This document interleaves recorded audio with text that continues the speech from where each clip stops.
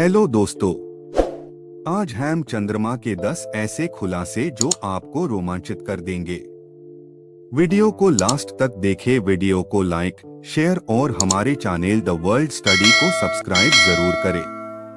सौरमंडल का 5वां सबसे विशाल प्राकृतिक उपग्रह चंद्रमा पृथ्वी के सबसे नजदीक है। पृथ्वी से लगभग 3,84,365 किलोमीटर दूर चंद्रमा का धरातल असमतल है और इसका व्यास 3,476 किलोमीटर है तथा द्रव्यमान पृथ्वी के द्रव्यमान का लगभग 1/8 है।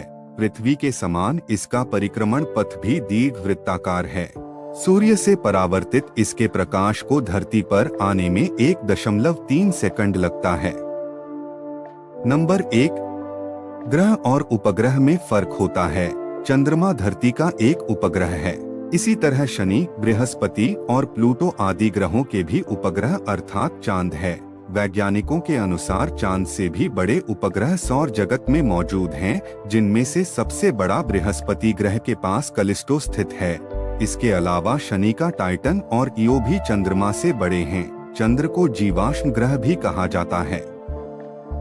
नंबर 2, चंद्रमा लगभग 4.5 करोड़ वर्ष पूर्व धरती और थिया ग्रह मंगल के आकार का एक ग्रह के बीच हुई भीषण टक्कर से जो मलबा पैदा हुआ, उसके अवशेषों से बना था। यह मलबा पहले तो धरती की कक्षा में घूमता रहा और फिर धीरे धीरे एक जगह इकट्ठा होकर चांद की शक्ल में बदल गया।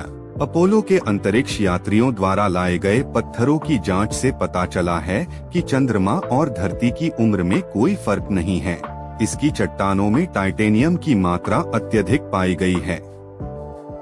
नंबर 3, चंद्रमा की खुरदुरी सतह पर बेहद अस्थिर और हल्का वायुमंडल होने की संभावना व्यक्त की जाती है और यहाँ पानी भी ठोस रूप में मौजूद होने के सबूत मिले हैं।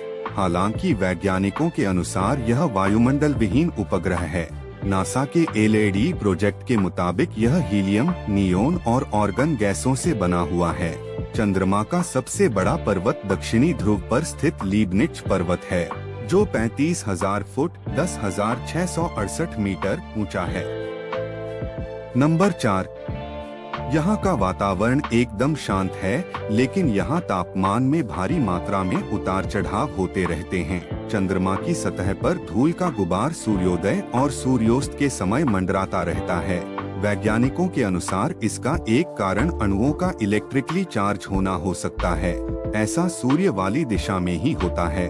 यहाँ की धूल चिपचिपी है, जिसके चलते वैज्ञानिकों के उपकरण खराब हो जाते हैं। यदि कोई अंतरिक्ष यात्री वहां जाएगा तो उसके कपड़ों पर धूल जल्दी से चिपक जाएगी और फिर उसे निकालना मुश्किल होता है।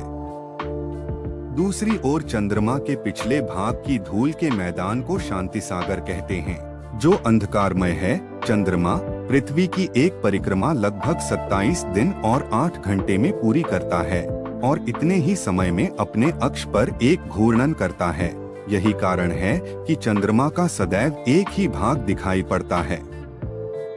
नंबर 5, चंद्रमा की गुरुत्वाकर्षण शक्ति धरती से कम है, इसलिए वहां पर मनुष्य का वजन लगभग 16.5% कम हो जाता है। यदि कारण है कि व्यक्ति वहां आसानी से उछल कूद कर सकता है। चंद्रमा पर 1.62 ms सुपरस्क्रिप्ट 2 गुरुत्वाकर्षण है। हालांकि गुरुत्वाकर्षण हर जगह अलग अलग होता है। चंद्रमा में गुरुत्वाकर्षण बल है, तभी तो वह धरती के समुद्र में ज्वार भाटा उत्पन्न करने की क्षमता रखता है। नंबर 6, वैज्ञानिक ऐसी संभावना व्यक्त करते हैं कि चंद्रमा हर वर्ष धरती से 3.78 सेंटीमीटर दूर होता जा रहा है। एक निश्चित दूरी होने पर चंद्रमा धरती की परिक्रमा करने में 28 दिन की बजाय 47 दिन लगाएगा। यह भी आशंका व्यक्त की जा सकती है कि यदि चांद इसी तरह से ज्यादा दूर होता जाएगा तो धरती की गुरुत्वाकर्षण शक्ति और कक्षा से दूर होकर अंतरिक्ष में कहीं खो सकता है। ऐसे में धरती पर दिन महज 6 घंटे के लिए रह जाएगा, मतलब बाकी समय रात रहेगी।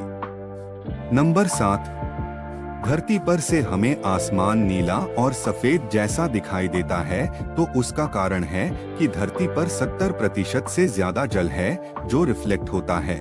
इतनी अधिक मात्रा में जल होने के कारण धरती का वायुमंडल भी साफ और स्वच्छ है, लेकिन चांद पर ऐसा नहीं है। वहाँ धूल उड़ती रहती है और पानी ठोस रूप में कहीं कहीं पर ही है। ऐसे में वहाँ अधिकतर समय आसमान काला ही दिखाई देता है। नंबर 8, पूर्णिमा के दिन हमें चांद बड़ा और सुंदर दिखाई देता है।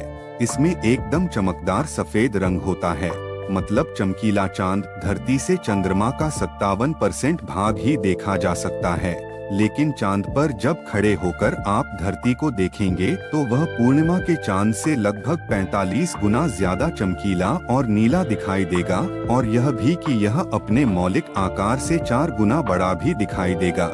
मतलब यह कि चांद से धरती को देखेंगे तो अब तक चांद पर जितने भी गीत, कविता और गाने लिखे गए हैं वे सभी धरती के सामने फीके पड़ जाएंगे।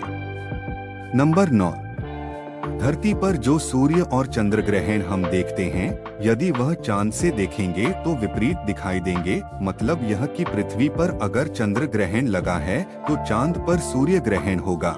ऐसे में यदि पृथ्वी पर सूर्य ग्रहण है तो चांद पर चंद्र ग्रहण की धरती ग्रहण होगा। नंबर 10, चांद से लाए गए 3 छोटे छोटे पत्थरों की पिछले साल अमेरिका के न्यूयॉर्क में नीलामी हुई। नीलामी में ये पत्थर $8,50,000 करीब 6 करोड़ रुपए में बिके। इन्हें 1970 में चांद पर भेजे गए रूसी लूना 16 मिशन के दौरान हासिल किया गया था। शुरुआत में ये तत्कालीन सोवियत संघ के अंतरिक्ष कार्यक्रम के दिवंगत निदेशक सर्गेई पावलोविच कोरोलेव की पत्नी के पास थे। इन्हें पहली बार 1993 में नीलाम किया गया था। कहते हैं कि नील आर्मस्ट्रांग भी चांद से पत्थर लाए थे। दोस्तों, उम्मीद है कि आपको हमारी ये वीडियो पसंद आई होगी। अगर आपको हमारी ये वीडियो पसंद आई है तो आप इससे लाइक, कमेंट और अपने फ्रेंड्स के साथ शेयर जरूर करें और हमें सब्सक्राइब कर ले ताकि आपको हमारी लेटेस्ट पोस्ट के अपडेट्स मिलते रहे। Thank you.